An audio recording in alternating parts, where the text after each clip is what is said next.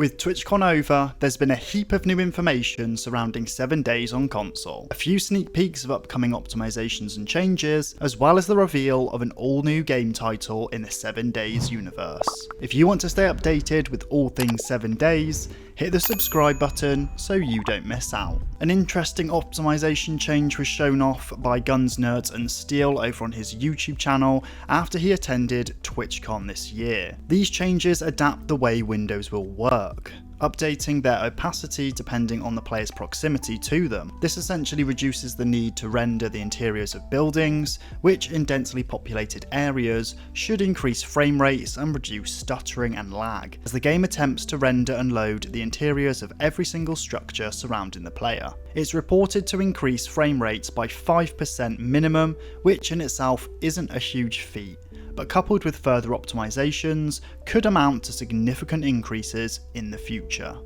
In the same video, Guns, Nerds and Steel also confirmed that Bandits will be delayed once again, pushing back their estimated inclusion in the game to Alpha 23, which I have to be honest, is really disappointing news to hear. Having their release pushed back 2 alphas now, the addition of Bandits to me is seeming less and less likely, though only time will tell if I'm completely wrong about this. The main event of 7 Days TwitchCon appearance, of course, has to be the public demo of the new console port coming to Xbox Series and PlayStation 5, bringing with it plenty of gameplay footage, but also a glimpse into some of the upcoming features we can expect to see in the PC version of Alpha 22 as well. As we already know, the upcoming port of 7 Days on console will be a completely separate entity from the existing version of the game for Xbox One and PlayStation 4 consoles, once published by Telltale Games and developed by Iron Galaxy. From the footage provided by the Fun Pimps over on their YouTube channel, we can get a pretty clear picture of how well the console port is shaping up, as well as a look into some of the newest features coming to Alpha 22 on all platforms.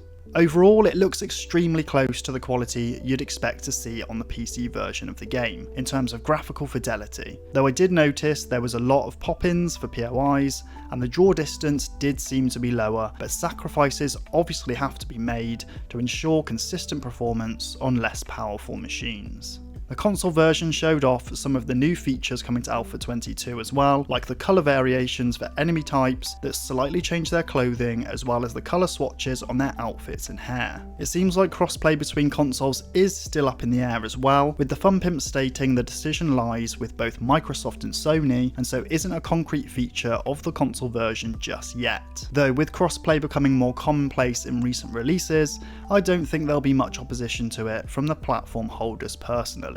Additionally, there's still the possibility of a discount for previous owners of the Telltale and Iron Galaxy version of 7 Days on last gen consoles. But again, this isn't concrete either. This could go either way. While I think it would be a good gesture to continue to work towards repairing the relationship between the Fun Pimps and console community, I also think the excitement of an all-new console version releasing a decade following the initial release will outweigh the demand for a discount anyway. Finally, the Fun Pimps also revealed an all-new game set in the 7 Days to Die universe, which was fully described by Guns, Nerds and Steel over on his YouTube channel's community page, describing the game as an asymmetrical style 4v1 game, most commonly likened to Dead by Daylight.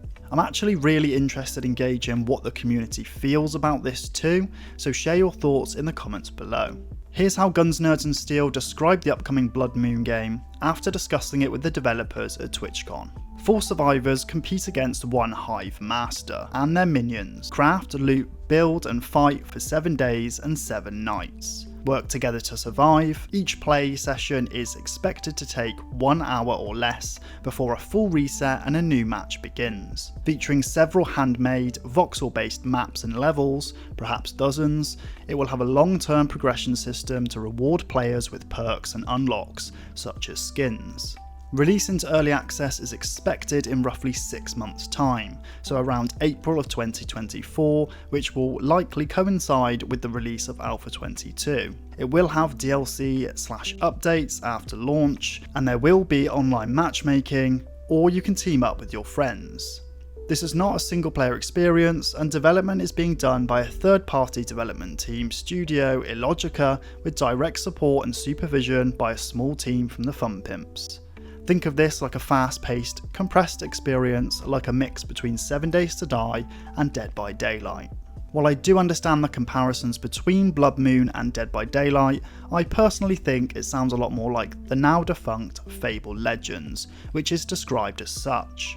The villain player controls the nature of the quest the hero characters embark on, such as where enemies spawn, how aggressive they are, when the boss will come lumbering out of its lair, when to bring down an impassable portcullis, or lay a trap to separate heroes from each other to thwart them. The villain has a certain number of creature points, which he uses during the setup phase to plan his strategy. Each creature costs a certain number of points to summon. During setup, the villain can also place a certain number of interactable objects in the quest, like traps and gates.